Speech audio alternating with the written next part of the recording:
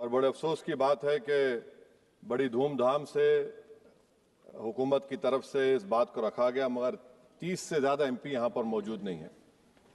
Madam, पहले तो मैं वज़ीर आज़म की इस बात की मजम्मत करता हूँ और उनको बताना चाहूँगा कि जिना के बारे में उन्होंने जो कहा था, हम तो जिना के सख्त मुखालिफ है, इसलिए भारत को अपना वतन माने, मगर 42 में आपके प्यारे वीर और जिना की पार्टी ने नॉर्थ वेस्ट फ्रंटियर, सिंध और बंगाल में मिलकर हुकूमत चलाई और उस हुकूमत ने 1.5 लाख हिंदू और मुसलमानों को अंग्रेजों की फौज में शामिल कराया ताकि वो लड़े। तो किसी शायर ने अच्छा कहा था वजीर आजम के बारे में कि फरेब देकर जमाने को पारसा ना बनिए, इन्हें कहो कि वो बंदा बने खुदा ना बने, अमीर शहर यही चाहता या हजरत कि हमारी चीख गले में रहे सदा ना बने। दूसरी बात मैडम, हमारे वजीर दिफा जनाब राजनाथ सिंह साहब ने बड़ा ही अजीब व गरीब और तकलीफ दे बात कही उम्मुल मोमिनीन के बारे में और उम्मुल किताब के बारे में। उम्मुल मोमिनीन उनको कहते हैं जो हमारे प्रॉफिट मोहम्मद सल्लल्लाहु अलैहि वसल्लम की वाइफ हैं, वो हम तमाम मुसलमानों की माँ, हम उनको तस्वुर करते हैं, मगर हम उनकी इबादत नहीं करते, हम अपनी माँ की इबादत नहीं करते। उम्मुल किताब कुरान है, हम कुरान की इबादत नहीं करते, कुरान अल्लाह का भिजा हुआ कलाम है। तो उसके बारे में भी शायर ने अच्छा कहा कि खबर नहीं जिन्हें अपने दीन और मजहब की, हमें वो दीन का मतलब सिखाने निकले हैं। अहम बात यह है कि मैडम, हमारे मुल्क का आइन क्या इस लफ्ज से आगाज होता है, वी द पीपल। इसका आगाज भारत माता के नाम से नहीं होता है। हमारे संविधान का जो प्रियम्बल है वो क्या कहता है? Liberty of thought, expression, belief, faith and worship. अगर दस्तूर का ये पहला सफा ये बात करता है तो फिर कैसे किसी शहरी को किसी खुदा, देवी, देवता की इबादत करने पर या सजदा करने पर मजबूर किया जा सकता है? आप ही की पार्टी से आज की जो बातें हुई है इसी कब हो रही हैं। हमारे कॉन्स्टिट्यूंट असेंबली में मैडम एक मोहतरमा थी रोहिणी कुमार चौधरी ने एक तजवीज दी थी कि प्रियम्बल में किसी देवी के नाम से शुरू हो। उन्होंने खास तौर से वंदे मातरम का जिक्र किया, मगर उसको कबूल नहीं किया गया। फिर केवी कामत साहब ने एक तजवीज दी कि इट्स सिटीजन्स को बदलकर हर सिटीजन्स किया जाए और खुदा के नाम से शुरू किया जाए, वो तरमीम को मुस्तरद कर दिया गया। हमारे संविधान का उसूल यह है कि भारत क्या है, उसकी अवाम है, अवामी कानून की मुसन्निफ है, अवाम की मर्जी से सबसे बालातर है, अवामी हाकिम है। मुल्क किसी खुदा, देवी, देवता, मजहबी इलामत के नाम से नहीं चलता, ना मुल्क किसी एक मजहब की मिल्कियत है। इसीलिए बाबा साहब अम्बेडकर ने क्या कहा था, उन्होंने मदर इंडिया के नजरिए को मुस्तरद किया। बाबा साहब ने एक नई इस्तिलाह वजह कर दी और कहा कि भैक्षित भारत, ये बाबा साहब अम्बेडकर ने कहा। अब मैडम, अगर मजहबी आजादी इस आइन का बुनियादी उसूल है तो सवाल ये पैदा होता है कि उस वक्त हमारे जो कॉन्स्टिट्यूंट असेंबली के प्रेसिडेंट थे जनाब राजेंद्र प्रसाद साहब ने किस बुनियाद पर वंदे मातरम को कौमी तराना करार दिया? ना तो कोई सेक्युलर रेजोल्यूशन है इसके बारे में। मैडम, मैं आपको बताना चाहूंगा कि जुडिशरी क्या कहती है। बीजू इमैनुअल केस है 1986 का, जिसमें जिहोवा विटनेस ने कहा कि मैं नेशनल एंथम के वक्त खड़े रहूंगी, पढ़ूंगी नहीं। सुप्रीम कोर्ट ने कहा कि उसने कोई गुनाह नहीं किया। वहीं एक 2017 का केस है अश्विनी उपाध्याय का केस सुप्रीम कोर्ट का, उन्हें कहा गाइडलाइंस दिए जाएं वंदे मातरम पर, सुप्रीम कोर्ट ने नहीं कह दिया। फिर आप आ जाइए madam, prevention of insult act national 1971, इसमें नेशनल सॉन्ग नहीं है, सिर्फ नेशनल एम्बलम और आपका नेशनल एंथम है। फिर आप आ जाइए 40th अमेंडमेंट आर्टिकल 51 है, 76 में पास हुआ, उसमें भी इसका कोई जिक्र नहीं है। मैडम, मैं आपके सामने बताना चाहूंगा कि हमारा भारत एक इसका मजमुआ क्या है, इसमें हिंदू है, मुसलमान है, सिख है, ईसाई है, जैन है, एथिस्ट है, मेहनत कश है, किसान, गरीब, मजलूम और दलित है।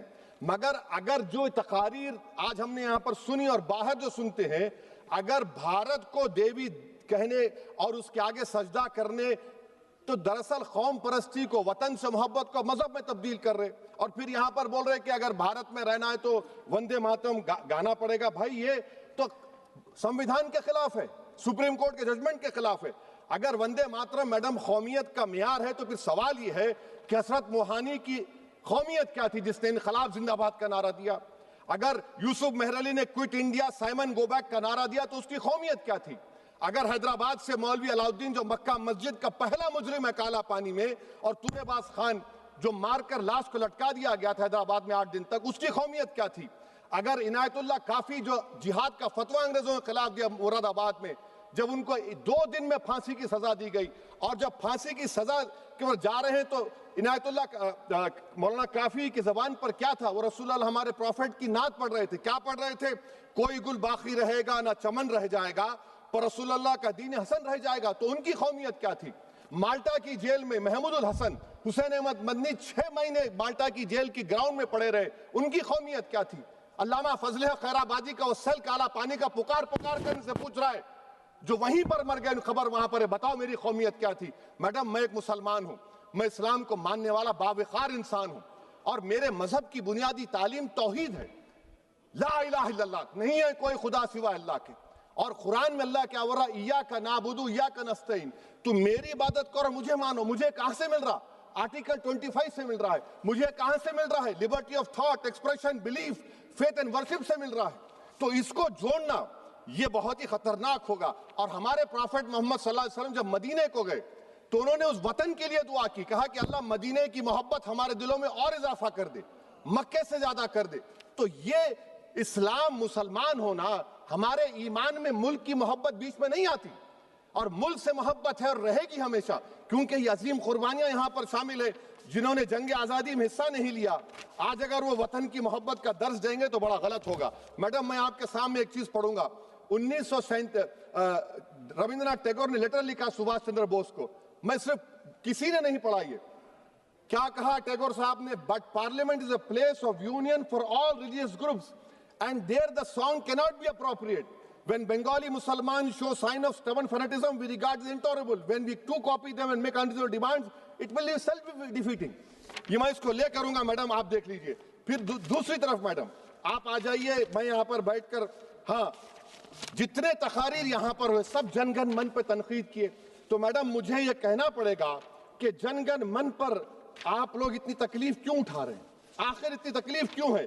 तो मैं जब जाकर देखा तो मुझे 28 दिसंबर का ऑर्गेनाइजर मैगजीन का आर्टिकल मिला, जिसमें ऑर्गेनाइजर लिखता है कि what is the moral sanction behind government choice of Jana Gana Mana, except that it can be made an item of entertainment at the sumptuous parties thrown by government officials. आप बताइए, इसका बोलेंगे आप? और फिर उसके काइंड कैसा करते हैं? It will mean we can not love our motherhood. Madam please, it will mean that Vande Mataram is buried alive with the word Jan Gan Mana on the tombstone, for the tomb will also be of Jan Gan Mana of the will of the people. इस पर आप क्या बोलेंगे? Madam, मैं आपको ये बताना चाह रहा हूं कि वतन की मोहब्बत हमारे लिए बहुत अहम है, मगर ये बताइए हमको कि अभी मैडम यहाँ पर आनंद मठ के बारे में बहुत कुछ कहा गया। मैं सिर्फ 2 मिसालें आपको देता हूं। आनंद मठ के पेज नंबर 70 और 80 को पढ़ लीजिए। इसके बाद सनातन जहां मुसलमानों के घर पाते थे, इन्हें आग लगा देते थे। आप पेज नंबर 98 पढ़िए। हमें सिर्फ इन मुसलमानों को जड़ से खत्म करना है क्योंकि खुदा के दुश्मन बन चुके हैं। फिर आप पेज नंबर 115-16 दीजिए। फिर मुख्तलिफ इलाकों में मुसलमानों को सदा देने के लिए भेजे जाते, जहां मुसलमान आबादी नजर आती जला दिया जाता। फिर आप देख लीजिए मैडम, सफे नंबर 120 पेज 120, बंकिम लिखते हैं कि सनातियों को मालूम नहीं था कि अंग्रेज हिंदुस्तान को निजात दिलाने वाले हैं। ये आप क्यों कर रहे हैं? अब आप मैडम, मैं आपको पेपर्स दे कर दूंगा। मैडम, भारत में हमारी आजादी इसलिए आई और बरकरार रही कि हमने मुल्क और मजहब को एक चीज नहीं बनाया। हमने ऐलान किया कि हमारी मुल्क मुख्तलिफ तबकात मज़ाहिब पर मुश्तमिल है।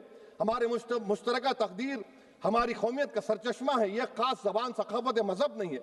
अगर वंदे मातरम का मतन कौम और मजहब को एक बना देता है, अगर हम इसे टेस्ट बनाते हैं वफादारी का, तो फिर मान लीजिए कि यह गांधी, अंबेडकर, टैगोर, बोस और लाखों आजादी के सिपाहियों की सोच को छोड़कर गोडसे की सोच की हिंदू कौमी परस्ताना, मैडम खत्म कर रहा हूं, हिंदू कौम परस्ताना को अख्तियार करेंगे। मुझे वतन से बेइंतहा मोहब्बत है मैडम, और इंशाल्लाह हमेशा रहेगी। मगर बावजूद इसके कि मेरी मस्जिद, मेरी इबादत गाह, मेरे कपड़े, मेरे कारोबार पर हमले होते, मगर मैं फिर भी कहता हूं कि वतन मेरा, हर वतन को हम छोड़कर नहीं जाएंगे। मगर हुब्बुल वतनी का क्या मुतालबा है? हुब्बुल वतनी ये कहता है कि वतन से मोहब्बत है तो जुल्म को खत्म करो, गरीबी को खत्म करो, बेरोजगारी को खत्म करो, जबर का खात्मा करो, अमन का गहवारा बनाओ, पाकिस्तान की दहशतगर्दी को खत्म करो, एक्सप्लॉयटेशन को रोको, शरारत को रोको, मुल्क के खिलाफ की जाने वाली साजिश खत्म करो।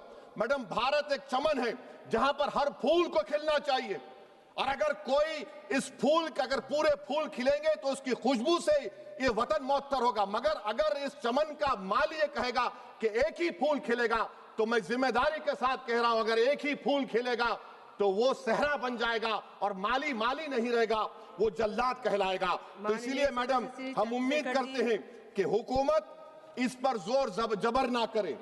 मेरा राइट है, यकीनन मैं जानता हूं कि आजादी के लड़ाई में वंदे मातरम का नारा था, मगर अगर आप इसको जबर करेंगे तो ये संविधान के खिलाफ है। वफादारी का सर्टिफिकेट हमसे मत लीजिए मैडम, खत्म कर रहा हूं, वफादारी का सर्टिफिकेट हमसे मत लीजिए।